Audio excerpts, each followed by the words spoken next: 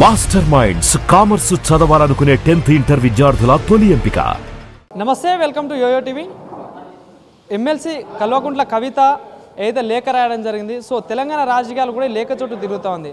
So ఈ లేఖ రోజుకో ఎపిసోడ్ లాగా మలుపు తిరుగుతూ ఉంది. సో మరి అనేక అంశాల విధంగా కూడా వార్తలు వస్తూ ఉన్నాయి. బీఆర్ఎస్ పార్టీలో నుండి కవిత వెళ్ళిపోతూ ఉంది, కొత్త పార్టీ పెడతా ఉంది. అదేవిధంగా కాంగ్రెస్లో 10 మంది ఎమ్మెల్యేలతో వెళ్తూ ఉందంటే ఇలా అనేక వార్తలు వస్తూ ఉన్నాయి. సో మరి ఎంతవరకు వాస్తవం అనేది కూడా ఒకసారి మాట్లాడించే ప్రయత్నం చేద్దాం. మనతో పాటు మాట్లాడడానికి Congress party senior leader, Telangana ఉద్యమకారుడు గజ్జల కాంతం గారు ఉన్నారు. అన్న నమస్తే. సో మరి కవిత గారు రాసిన లేఖ రోజుకో మలుపు తిరుగుతూ ఉంది. సో 10 మంది ఎమ్మెల్యేలతోటి కాంగ్రెస్ పార్టీలోకి వస్తూ ఉందంటే ఒక వార్త చక్కెర్లు కొడుతూ ఉంది. ఏమంటారు, నిజంగా స్వాగతిస్తారా? అది కాంగ్రెస్ పార్టీ తల్లి లాంటిది. కాంగ్రెస్ పార్టీ మా హైకమాండ్ ఏ నిర్ణయం తీసుకున్నా దానికి మా హైకమాండ్ నిర్ణయం తీసుకుంటుంది. మా ముఖ్యమంత్రి గారు, మా పిసిసి అధ్యక్షులు నిర్ణయం తీసుకుంటారు. వాళ్ళు ఎందుకంటే బీఆర్ఎస్ పార్టీ ఖతమైపోయింది. కవితను సొంత బిడ్డను బయటికి ఎప్పుడైతే వెళ్ళగొట్టిండో కేసీఆర్, అప్పుడే పార్టీ ఖతమైపోయింది. తర్వాత సొంత ఆడిబిడ్డను కేటీఆర్ బయటికి నడి బజార్లో నిలబెట్టారు. కేసీఆర్ బిడ్డగా, కేటీఆర్ ఆడిబిడ్డగా, కేటీఆర్ హరీష్ రావు వీళ్ళందరూ కూడా తండ్రితోనూ ముగ్గురు కలిసి కవితను నడి రోడ్డు మీదకి నెట్టేశారు. మరి అది చాలా బాధగా ఉంది. ఎందుకంటే అది రాష్ట్ర ప్రజలు కూడా క్షమించరు. ఒక ఇంటి ఆడబిడ్డను, ఒక ఇంటి బిడ్డను మరి ఆమెను ఒంటరి చేసి నడి రోడ్డు మీదకి నెట్టేశారు. అది తెలంగాణ ప్రజలు క్షమించరు. కాబట్టి ఆమె ఎప్పుడైతే బయటికి వెళ్ళిందో అప్పుడు బీఆర్ఎస్ పార్టీ 50% ఖతమైపోయింది. ఇంకో 50% ఉంటే అది బీజేపీలో విలీనం చేస్తున్నారు. ఆమె ఉన్నదున్నట్టు బీఆర్ఎస్ పార్టీని బీజేపీలో విలీనం చేయడానికి కేసీఆర్, కేటీఆర్, హరీష్ రావు ఒప్పందాలు కుదిరించుకున్నారు అనే విషయం స్పష్టంగా కవితనే గారే చెప్తున్నారు. అంటే గతంలో మీరు కూడా అనేక అంశాల విధాలుగా చెప్పడం జరిగింది. అంటే బీఆర్ఎస్ బీజేపీ ఒకటే కలవబోతున్నారంటే మీరు కూడా అనేక అంశాలు చెప్పడం జరిగింది. అది ఇప్పుడు స్వయంగా కవితనే ఒప్పుకోవడం. అవును, సొంత బిడ్డనే, కేసీఆర్ బిడ్డ, కేటీఆర్ ఆడిబిడ్డనే ఒప్పుకుంటుంది.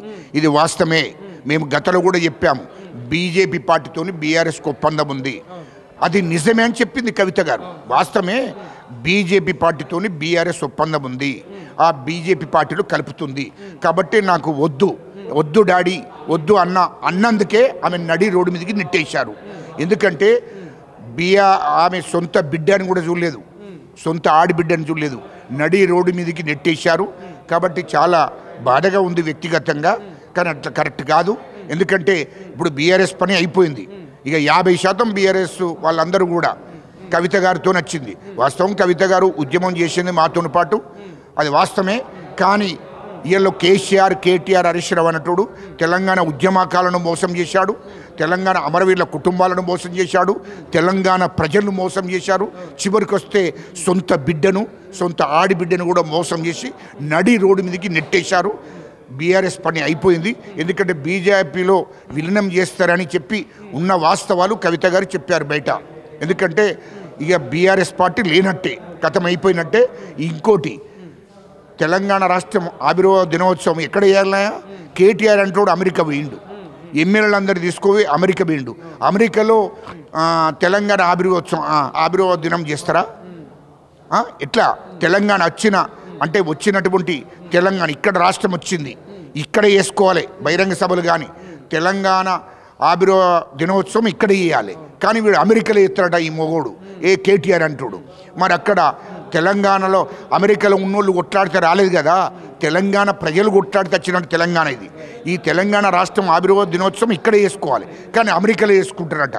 అంటే వీడు ఇక్కడ ఈ రాష్ట్రంలో నడిచింది కేటీఆర్, అమెరికాలో ఇలాంటివి నడవయి, అది గుర్తుపెట్టుకో. ఎందుకంటే అమెరికాలో ఆయన కంపెనీలు ఉన్నాయి, విపరీతమైన వ్యాపారాలు ఉన్నాయి.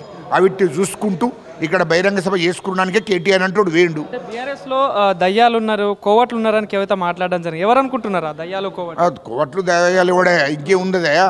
కేటీఆర్, హరీష్ రావు అందులో ఉన్నటువంటి వాళ్ళే దయ్యాలు, వాళ్ళే భూతాలు, వాళ్ళే దొంగలు.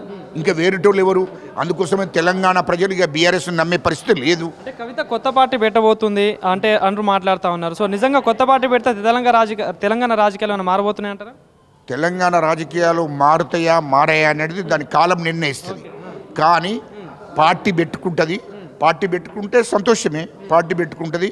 ఈ షర్మిల గారు పార్టీ పెట్టుకున్నారు కదా, ఈమె కూడా పార్టీ పెట్టుకుంటే తప్పేం లేదు కదా. షర్మిలలా మారబోతుందంటారా తెలంగాణ? మరో షర్మిలగా అవతరించబోతుంది కవిత గారు, అందులో డౌటే లేదు. సో కాంగ్రెస్ పార్టీలో వస్తుందంటూ కూడా ఒక వార్త వస్తూ ఉంది, ఏమంటారు? కాంగ్రెస్ భవిష్యత్తు నిర్ణయం అనేది కాలం నిర్ణయిస్తుంది. ఆ కాలం నిర్ణయించినప్పుడు మా హైకమాండ్, మా ముఖ్యమంత్రి గారు, మా పిసిసి అధ్యక్షుడు నిర్ణయం తీసుకుంటారు. Thank you. రైట్.